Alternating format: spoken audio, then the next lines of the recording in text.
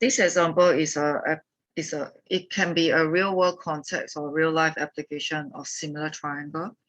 So if you look at example 6, we talk about a tree that is 10.8 meter high and it casts a shadow.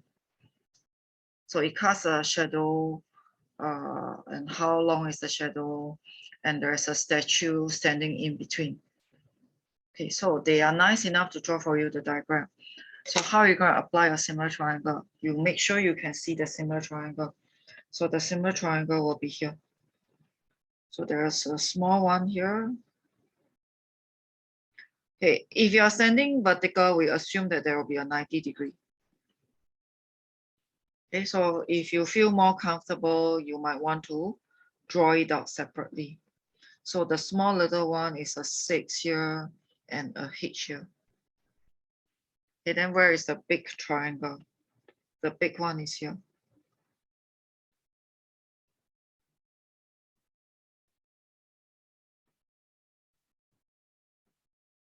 So again, if you want to, you draw it out. Some people prefer to see them separately. Yes, you can go ahead. Then after that, what kind of ratio are you going to explore? Okay, we will explore the height ratio. So think about the height ratio. So our ratio is always written in fraction. So height ratio is h over 10.8. Then we talk about the base ratio, which is 6 over 14.4. So we know that for similar triangle, the ratio should be matching. So we apply them. We apply them and we cross multiply. So we apply them and we cross multiply.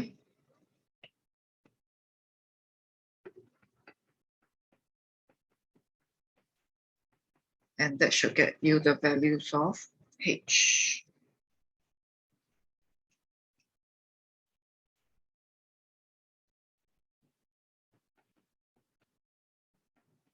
So the statue is 4.5 meter tall. Okay, so in this kind of real world context, we may not have the reference of the alphabet. Like we don't have triangle ABC, we don't have triangle DEF. We don't have the reference alphabet. So we got the reference from the height ratio or the base ratio. Okay, alternatively, there are some students, right, who also compare these two ratios. They compare in this way.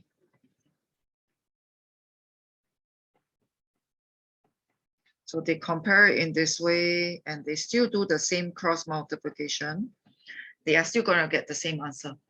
So not the issue. So you must be consistent in the way you do your ratio. Okay, so if you don't want to get confused, you just use a height ratio and base ratio.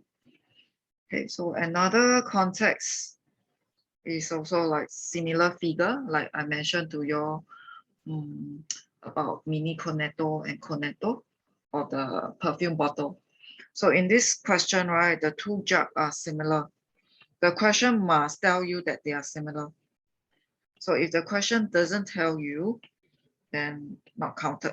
They are not going to be similar, even though it looks similar. So when these two are similar, then what kind of ratio are you comparing? So you compare the top ratio. The top ratio is the diameter part. You can see the top ratio. So the top ratio is 9 over 10. Then you can compare the height ratio. But be consistent in your ratio. So just now I took the smaller one over the big one. So now I'm also taking the smaller one over the big one.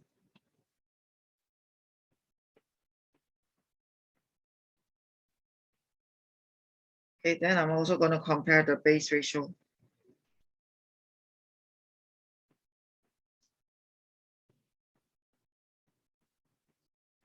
So you compare the ratio.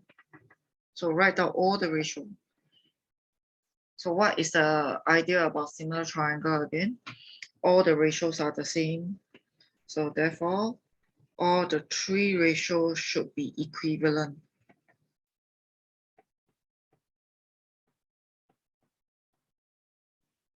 And if you use the correct one, you can find your x. So for example, I'm going to use this. I'm going to use this to a cross multiplication to find my x. Then what about finding y? I'm going to use this and this. Then I cross multiply to find my y. Sometimes you are given three similar figures. That's also quite possible. So a very basic one will be two similar figures. Okay, so in the upper side, we'll be exploring the surface area ratio and the volume ratio. But right now, we're only going to explore basic length ratio.